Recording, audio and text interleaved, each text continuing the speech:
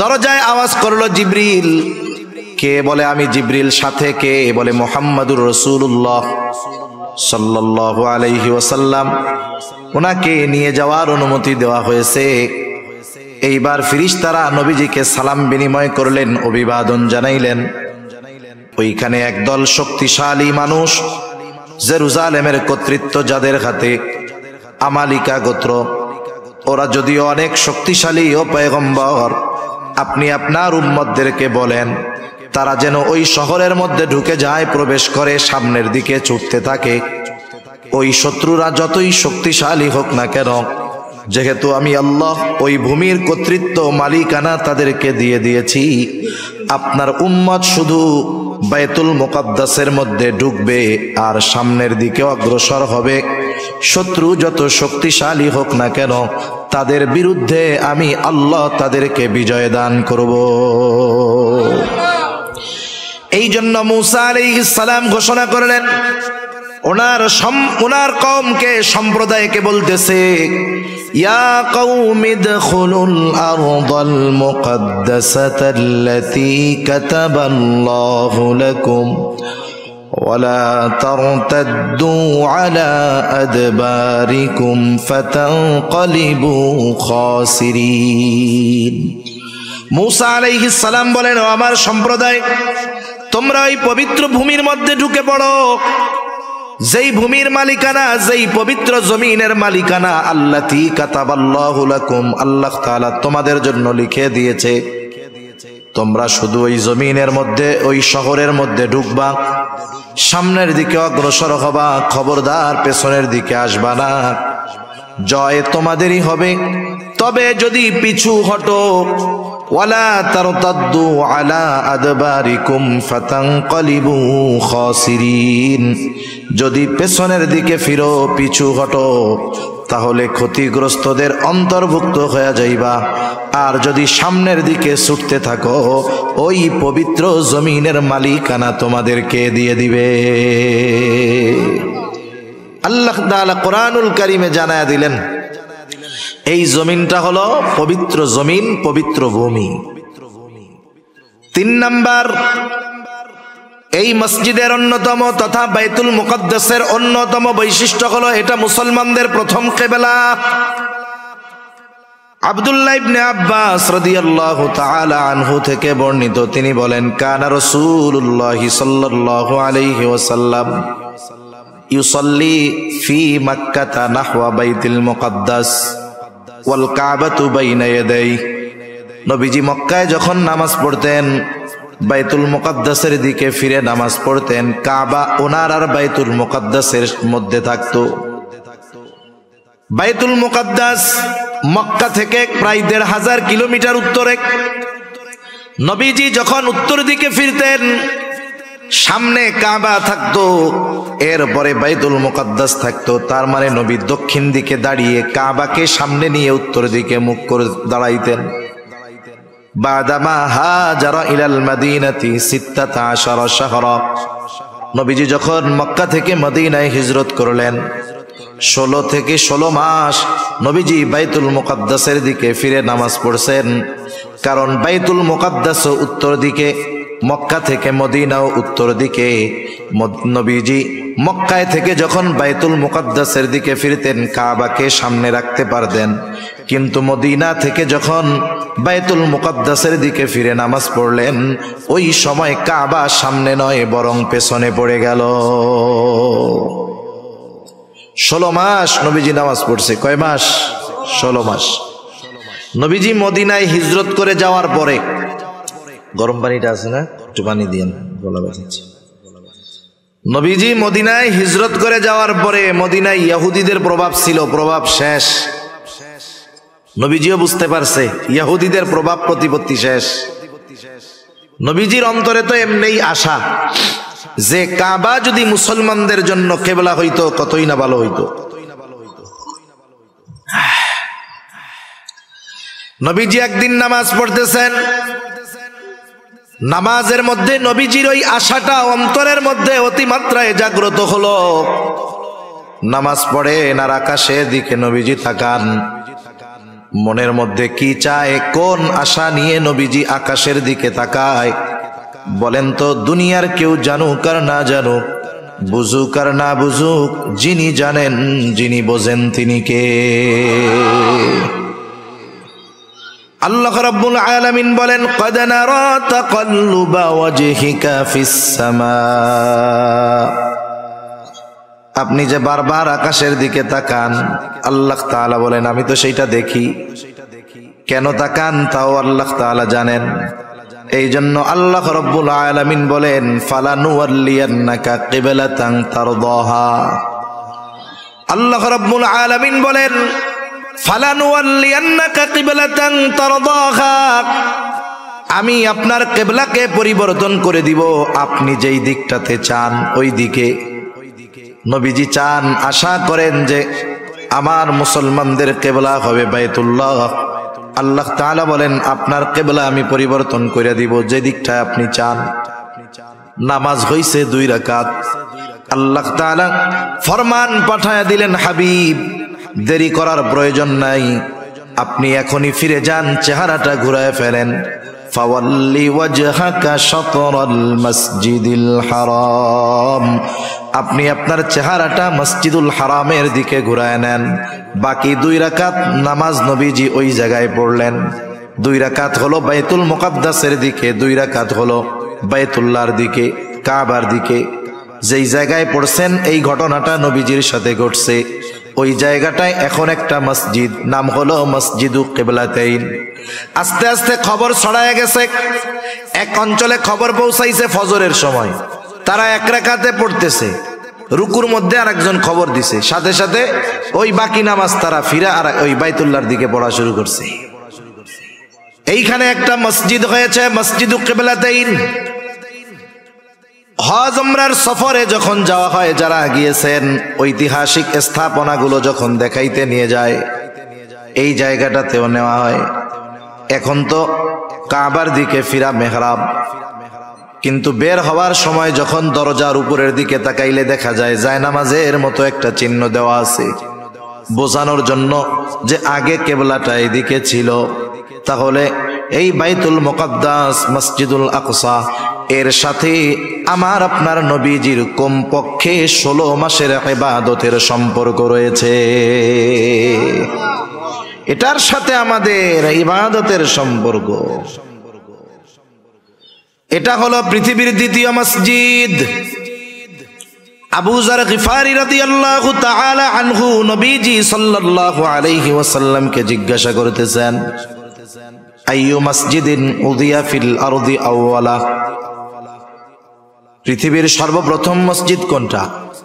নবীজি বলেন, আল মসজিদুল হারাম। মসজিদুল হারাম হলো পৃথিবীর প্রথম মসজিদ। আল্লাহ তাআলাও বলেন, ইন্না আউওয়ালা বাইতিন মুদিআ লিন-নাস লাল্লাযী বিবাক্কাতা মুবারাকান ওয়া হুদাল লিল আলামিন। মানুষের জন্য এই পৃথিবীতে প্রথম ঘর যেটা বানানো হয়েছে মক্কায় অবস্থিত। 2টা বিষয় হতে পারে, মুফাসসিরিনে কেরাম বলেন, একটা হলো মানুষের ঘর হোক আর ইবাদতের ঘর হোক, এই ঘরই প্রথম ঘর, এর আগে কোনো ঘর দুনিয়াতে ছিল না। 2 নাম্বার হতে পারে মানুষের ঘর হয়তো আগেই হয়েছে, কিন্তু এটা দুনিয়ায় ইবাদতের প্রথম ঘর, প্রথম মসজিদ। তাহলে পৃথিবীর প্রথম মসজিদ হলো মসজিদুল হারাম। এরপরে তিনি প্রশ্ন করতেছেন, সুম্মা আইয়ুন, এরপরে কোনটা? নবীজি প্রশ্নের জবাবে বললেন, আল মসজিদুল আকসা, মসজিদুল আকসা। কাম কানা বাইনাহুমা, এই 2টার মাঝে ব্যবধান কত বছরের? নবীজি বললেন, 40 সানা, এই 2টার মধ্যে ব্যবধান হলো 40 বছরের। 40 বছরের ব্যবধানে এই 2টা মসজিদ হইছে। এটা পৃথিবীর দ্বিতীয় মসজিদ। এই মসজিদের অন্যতম ফজিলত কি? পৃথিবীর 3টা মসজিদ ছাড়া পৃথিবীর অন্য কোন মসজিদ বরকত মনে করে সফর করে দেখতে যাওয়ার সুযোগ নাই। সেটা 60 গম্বুজ হোক আর 206 গম্বুজ হোক। আপনাদের বরিশালে একটা মসজিদ আছে, ওইটা হোক যেটা হয় হোক, ফজিলত মনে করে এই 3 মসজিদ ছাড়া পৃথিবীর অন্য কোনো মসজিদে যাওয়ার বৈধতা নাই। অনেক মানুষ এমন হয় 60 গম্বুজ মসজিদে গেছে ফজিলত মনে কইরা, জোহরের নামাজের সময় গিয়ে উপস্থিত হইছে, কিন্তু নামাজ কালাম কিছু পড়ে নাই, বাইরে দিয়া ঘুরছে আর বিড়ি টানছে। নামাজ কালাম শেষ, লোকজন বের হয়ে গেছে। এইবার অজু কইরা যায় 2 রাকাত নামাজ পড়ছে। একজন জিজ্ঞাসা করে, কিসের নামাজ পড়লি? এদিকে এসে পড়লে ফজিলত আছে, এই জন্য পড়ছি। এই ফজিলত মনে করে নামাজ পড়লে সওয়াব হবে না উল্টা গুনাহ হবে? কোন পৃথিবীর কোন মসজিদ সফর করবে বরকত মনে করে এই 3 মসজিদ ছাড়া কোন মসজিদে করার সুযোগ নাই। বরং এই 3 মসজিদে সুযোগ হইলে যাওয়া জরুরি। মসজিদুল হারামে যাওয়া লাগেই, হজ ফরজ হইলে যাইতে হবে, ওইটা ফরজ। সেই জন্য মসজিদুল হারামে যাইতে হয়, মসজিদুল নববীতে যেতে হয়, মসজিদুল আকসায় গেলে ফজিলত আছে। কিন্তু আফসোসের ব্যাপার, এখন আর পুরনো নিয়ন্ত্রণ ইহুদিদের হাতে থাকার কারণে মুসলমান চাইলেই যাইতে পারে না। এই 3 মসজিদ হলো এই বরকতময় যে এই 2-3 মসজিদ দেখার উদ্দেশ্যে সফর শুরু করলেই সওয়াব হয়। শুধু তাই না, এই 3 মসজিদে গিয়ে যদি নামাজ পড়া যায়, নবীজি বলেন বাইতুল্লাহ নামাজ পড়লে তার 1 রাকাতের সওয়াব 1 লক্ষ গুণ বাড়ায়া দেওয়া হয়। মসজিদুন নববীতে পড়লে 1000 গুণ বাড়ায়া দেওয়া হয়। মসজিদুল আকসায় 1 রাকাত নামাজ পড়লে ওর সওয়াব 250 গুণ পর্যন্ত আল্লাহ তাআলা বাড়ায়া দেয়। 60 গম্বুজ মসজিদে যায় পড়লে এই সওয়াব পাওয়া যাবে? 1 গুণ 2 গুণ হবে? কেউ যদি মনে করে তাহলে তার আরো গুনাহ হবে। শাহজালালের মাজারে যায় পড়লে হবে মনে হয়? পৃথিবীর আর কোন মসজিদ নাই। নবীজি আর এক হাদিসের মধ্যে বলেন, দাজ্জাল পৃথিবীর 4টা মসজিদে ঢুকতে পারবে না। দাজ্জালের আগমন হবে, গোটা দুনিয়া চড়ায় বেড়াবে, কিন্তু 4টা জায়গায় সে ঢুকতে পারবে না। 1 নাম্বার মসজিদুল হারাম। হারামের এরিয়া যত দূর, ফেরেশতারা দাঁড়ায় পাহারা দিবে, ওই এরিয়ার ভিতরে তারা ঢুকতে পারবে না। মসজিদুন নববী ওরও এরিয়া আছে, ওই এরিয়ার ভিতরে দাজ্জাল ঢুকতে পারবে না। মসজিদুল আকসা, এই বাইতুল মুকাদ্দাসের ওই এরিয়ার ভিতরে দাজ্জাল ঢুকতে পারবে না। আর একটা মসজিদ আছে মসজিদুত তুর, ওই মসজিদুত তুরের মধ্যেও দাজ্জাল ঢুকতে পারবে না। এই মসজিদের অন্যতম আর একটা বৈশিষ্ট্য হলো পৃথিবীর একমাত্র মসজিদ যেই জায়গায় আল্লাহ রাব্বুল আলামিন পৃথিবীর শুরু থেকে নিয়ে একেবারে আমার আপনার নবী পর্যন্ত সব নবীকে আল্লাহ তাআলা একত্রিত করেছেন। দুনিয়ার আর কোন মসজিদ নাই। এই ফজিলতটা যেই মসজিদের মধ্যে সংগঠিত হয়েছে, দুনিয়ার আর কোন মসজিদ নাই। এই মসজিদুল আকসাই একমাত্র মসজিদ যেই জায়গায় আল্লাহ তাআলা সকল নবী রাসূলদেরকে দুনিয়ায় একত্রিত করেছে। আর কোথাও কোন জায়গায় একত্রে সব নবীর পদাচারণা হয় নাই। যদিও এই জেরুজালেমে, এখানে সবচাইতে বেশি নবীদের আগমন ঘটছে, সবচাইতে বেশি নবীদের কবর আছে ওই জায়গায়। বর্তমান দুনিয়ার সবচাইতে পুরাতন শহরের মধ্যে অন্যতম এই জেরুজালেম। এইটা যে কতবার ভাঙছে আর কতবার গড়ছে, অনেকবার। সেজন্য এই মসজিদের সাথে মুসলমানদের হৃদয়ের, ঈমানের, আমলের সম্পর্ক আছে না নাই? আমি আলোচনাটা বেশি লম্বা করি নাই, কারণ আরো কিছু কথা বলবো, তো এই জন্য। এখন নবীজি আসলেন মসজিদুল আকসায়। ওইখানে একটা পাথর ছিল, বাহন বাঁধার পাথর। যেই নবী ওইখানে আসছেন, উনি তার সাওয়ারি ওই জায়গায় বাঁধছেন। ইংলিশ আধুনিক ভাষায় পার্কিং। নবীজি ওনার বাহনকে ওই জায়গায় বাইধা রাখছেন। এবার অজু করলেন। অজু কইরা নবীজি 2 রাকাত নামাজ পড়লেন। ইবনে কাসির রাহমাতুল্লাহি আলাইহি এখানে ব্যাখ্যা করেন যে এই জায়গায় 2টা মত পাওয়া যায়। একটা হলো নবীজি মেরাজের সফর শুরু করার আগে সব নবীর উপস্থিতিতে ওই জায়গায় উনি ইমামতি করছেন, এরপরে সফর শুরু করছেন। তিনি বলেন, কিন্তু পরবর্তী আলোচনার দৃষ্টিভঙ্গিতে মনে হয় এটা হয় নাই। কিভাবে হয়েছে? সকল নবীর উপস্থিতিতে নবীজি ইমামতি করেছেন, এটা ফেরার সময়।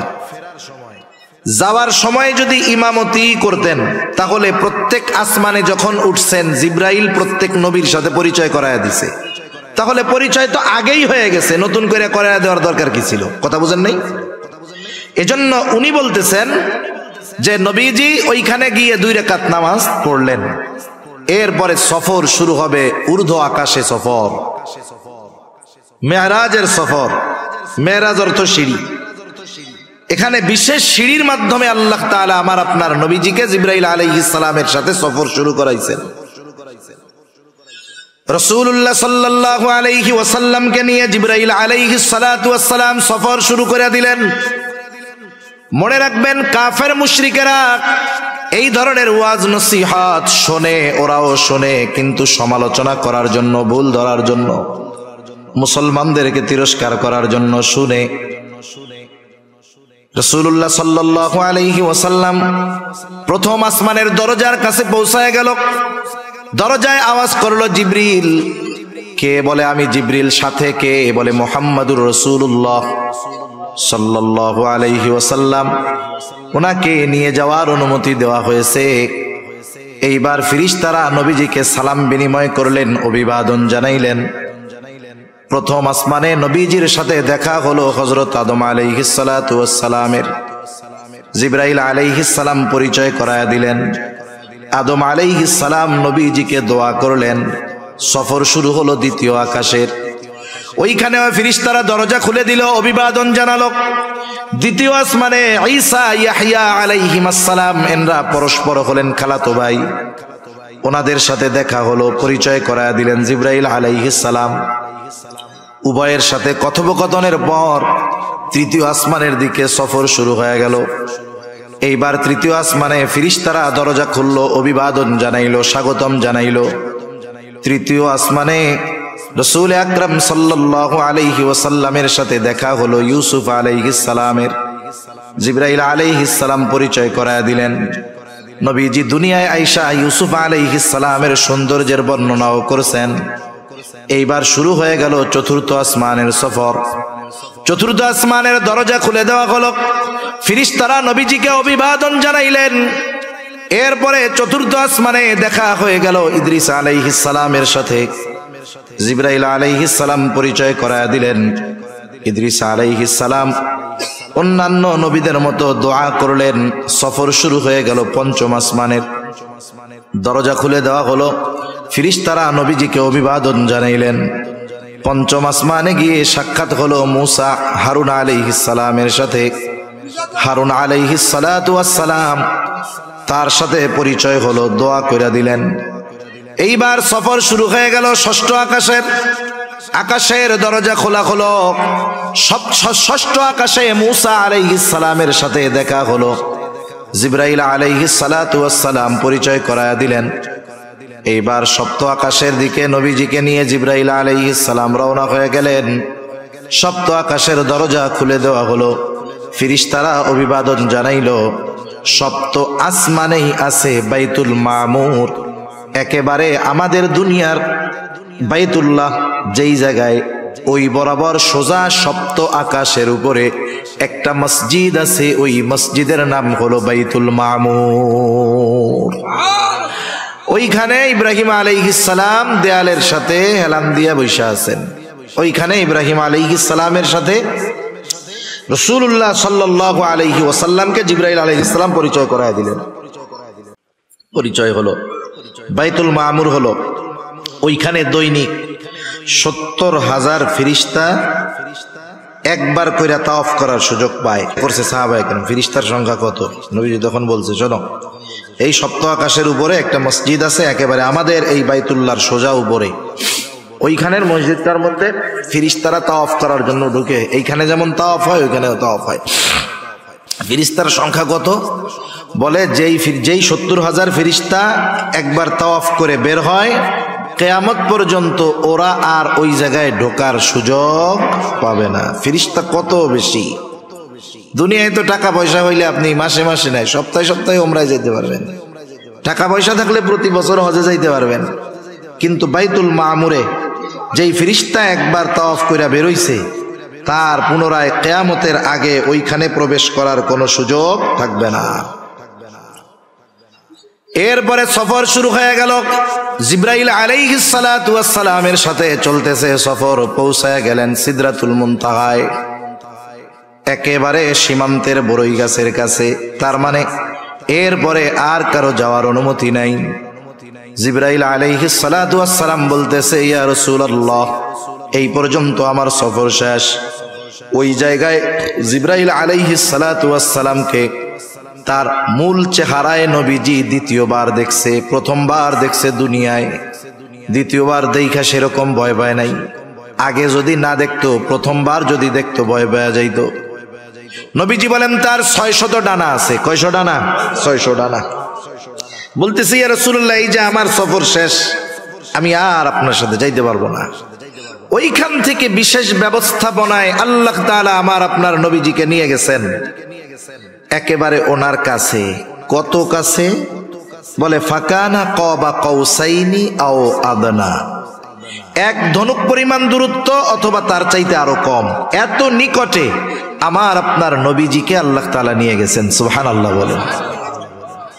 এখন কথোপকথন হইছে। নবীজি ওইখানে গিয়েও উম্মতের কথা বলেন নাই। সর্বশেষ আল্লাহ তাআলার পক্ষ থেকে নবীজিকে 50 ওয়াক্ত নামাজ হাদিয়া দেওয়া হয়েছে উম্মতের জন্য। কয় ওয়াক্ত? 50 ওয়াক্ত। মনে রাখবেন, এই মেরাজ থেকে তথা এই নামাজের হুকুম, নামাজ আল্লাহ তাআলার হাদিয়া। আল্লাহ তাআলা আমার আপনার নবীকে আরশে আজিমে নিয়ে আমাদের জন্য এই নামাজকে হাদিয়া দিছে। সুবহানাল্লাহ বলেন। এজন্য নামাজ হলো এমন একটা ইবাদত, যখন বান্দা নামাজের মধ্যে যায় তখন স্বয়ং আল্লাহ তাআলার সাথে কথোপকথনে লিপ্ত হয়। কিন্তু আফসোসের ব্যাপার, আমরা মেরাজের ঘটনা গল্প শুনতে খুব ভালো লাগে। ইমাম সাহেবরা কয়দিন পরে অস্থির হয়ে যাবে। বাড়ির থেকে মহিলারা শুধু পোলা বান্ডে পাঠাবে, হুজুর মেরাজের রোজা কবে? মেরাজের রোজা কয়টা রাখতে হয়? হুজুর হুজুর ওই মেরাজের নামাজ জানি কোন কোন সূরা দিয়ে পড়তে হয় হুজুর। অথচ মেরাজ যে কয় তারিখে হইছে এর নির্দিষ্ট একটা হাদিস কেউ দেখাতে পারবে না। মূল বিষয়টা হলো মেরাজ থেকে নবীজি কি শিক্ষা নিয়ে আসলেন সেটাকে ধারণ করার দরকার ছিল। আমরা মূলত ওইটার দ্বারের কাছেও নাই। নবীজি আল্লাহ তাআলার হাদিয়া নিয়ে রওনা হলেন। এইবার মুসা আলাইহিস সালাতু ওয়াস সালামের সাথে যাওয়ার সময় সাক্ষাৎ। মুসা আলাইহিস সালাম বলেন, আল্লাহর কাছে গেলেন, কি দিছে আপনার উম্মতের জন্য? বলে 50 ওয়াক্ত নামাজ। বলে আপনি আল্লাহর কাছে গিয়ে দরখাস্ত করেন, আপনার উম্মত এটা পালন করতে পারবে না, আপনি যান। নবীজি গিয়া বললেন, আল্লাহ আমার উম্মতের জন্য কষ্টসাধ্য হয়ে যাবে। বলে দিল 10 কমায়া আল্লাহ। আল্লাহ তাআলা 10 রাকাত কমায়া দিলেন, থাকলো 40। আবার আসছে। কি হইছে? কয় 40 ওয়াক্ত। বলে আবার যান। আল্লাহ তাআলার কাছে নবীজি আবার ফরিয়াদ করলেন, কমায়া দেওয়া হলো আরো 10, 30। এইবার কয় কত? কয় 30। বলে আবার যান, পারবে না। নবীজি আবার গেলেন। এইবার কইমা হইল 20। বলে আবার যান। এইবার হইল 10। বলে শুনেন, পারবে না, আপনি আবার যান। এইবার আল্লাহ তাআলা আরো 5 কমায়া দিলেন, বাকি আছে 5। এই 5 নিয়ে ফিরে আসার সময় আবার মুসা আলাইহিস সালামের সাথে দেখা। বলে কি খবর? বলে 5 ওয়াক্ত নামাজ। বলে আপনার আগে আমি আমার উম্মতদেরকে পরিচালনা করেছি, আপনার উম্মত এইটাও পারবে না। নবীজি বলেন, আমার যাইতে লজ্জা লাগে। কতজন মনে মনে কবে যে কেন যে নবীজি আবার গেল না? তাহলে খালি জুম্মার নামাজটা থাকলে আর কিছু লাগতো না। কি কন? ওই পাবলিকও আছে, আফসোস করেন না যে কেন নবী গেল না। গেলে হয়তো এবার আল্লাহ তাআলা কইতো যে 1 রাকাত 1 ওয়াক্ত সারাদিনে, আর নাইলে খালি জুম্মা যান। কি মজাটা হইতো। এই ওই জুম্মাটা যদি হইতো দেখতেন, ওইটাও যে পরিমাণ লোক হয় ওইটা তখন আর হইতো না। এটা সত্য কথা। আল্লাহু আকবার। আল্লাহ তাআলা জানায়া দিলেন, পয়গম্বর ওয়াক্ত 5টা ঠিক আছে, কিন্তু আমি আল্লাহ তো দিয়েছিলাম 50। এই জন্য আপনার উম্মত 5 ওয়াক্ত নামাজ পড়বে। যে পড়বে তার এই নামাজের সওয়াব কমপক্ষে 10 গুণ বাড়ায়া 50 ওয়াক্তের সওয়াব দেওয়া হবে। ইবনে কাসির রাহমাতুল্লাহি আলাইহি বলেন, নবীজি যখন ফিরতেছেন বলেন তো মেহমান আসছে আপনার বাড়িতে, মেহমান আসলে মেহমান যখন চইলা যায় সুন্নাত হইল মেহমানরা একটু কি কইরা দেওয়া, আগায়া দেওয়া। ইবনে কাসির রাহমাতুল্লাহি আলাইহি বলেন যখন সব নবীরা নবীজিকে আগায়া দিতে আসছে ওই সময় সবাই বাইতুল মুকাদ্দাসে একত্রিত হইছে। আল্লাহ তাআলা ওই সময় সবাইকে একত্রিত করছেন। নবীজি আবার 2 রাকাত নামাজ পড়বেন, সবাই দাঁড়ায় আছে। নামাজ পড়াবে কে? জিবরাইল আলাইহিস সালাম নবীজিকে সামনে ঠেলা দিয়া বলল, আপনি আজকে ইমামতি করবেন। সুবহানাল্লাহ। নবীদের ইমাম, ইমামুল আম্বিয়া আমরা বলি, নবীদের নবী বলি। এর দ্বারা আল্লাহ তাআলা আমার আপনার নবীজির শ্রেষ্ঠত্বকে প্রত্যেকটা নবীর উপরে প্রতিষ্ঠিত করেছেন। সুবহানাল্লাহ বলেন। আল্লাহ তাআলাও তো বলছেন যে রূহের জগতে সব নবীদের থেকে আমার আপনার নবীজির নবুয়াতির স্বীকৃতি আল্লাহ তাআলা সব নবীদের থেকে নিয়েছেন। এইবার নবীজি সফর শেষ করে আসছেন। পরের দিন সকালবেলায় উপস্থিত সাহাবায়ে কেরামের কাছে মেরাজের ঘটনা বর্ণনা করতেছেন। মেরাজ হইছে সশরীরে, কোনো সন্দেহ নাই। ব্যাখ্যা বিশ্লেষণ করা যাইতো কিন্তু সময় সুযোগ কোনোটাই নাই। এইবার নবীজি যখন মেরাজের ঘটনা বলতেছে যে আমাকে রাতের বেলায় মসজিদুল হারাম থেকে মসজিদে আকসায় নেওয়া হইল, ওইখান থেকে সপ্ত আকাশ পাড়ি দিয়ে নামাজ হাদিয়া দিয়ে পাঠানো হইছে। এইবার আবু জেহেল কাফের উতবা সাহেবা শুইনা কয় পাইছি, আগের যা হোক মানুষ বিশ্বাস করছে এটা কেউ করবে না। খুঁজতেছে, আবু বকর তো নাই দেখা যায়। হ্যাঁ, তাইলে এই খবর আগে আবু বকরের কাছে গিয়া বলি যে আবু বকর কারে বিশ্বাস করো, উনি তো এরকম এরকম কথা বলছে। ওরা গিয়া আবু বকর রাদিয়াল্লাহু তাআলা আনহুর কাছে বলছে। আবু বকর রাদিয়াল্লাহু তাআলা আনহু বলেন, এ কথা কি আল্লাহর রাসূল নিজ জবানে বলছে? বলে হ্যাঁ। বলে নবীজি যদি বলে থাকে এটা যে সত্য কোনো সন্দেহ নাই। আশার গুড়ে বালি ফিরে আসছে, কেমনে ঠেকানো যায়? বলেন তো, আমি যদি কেউরে জিজ্ঞাসা করি যাদের 2-3 তালা মসজিদ আছে, অনেক মুসল্লি 5 ওয়াক্ত নামাজ পড়ে, তারা যদি জিজ্ঞাসা করা হয় বলেন তো আপনার মসজিদের সিঁড়ি কয়টা, সে বলতে পারবে না। দরজা জানলা কয়টা, বলতে পারবে না। নবীজি বাইতুল মুকাদ্দাসে আগে কোনোদিন যায় নাই, গেছে ওইটুক সময়ের জন্য।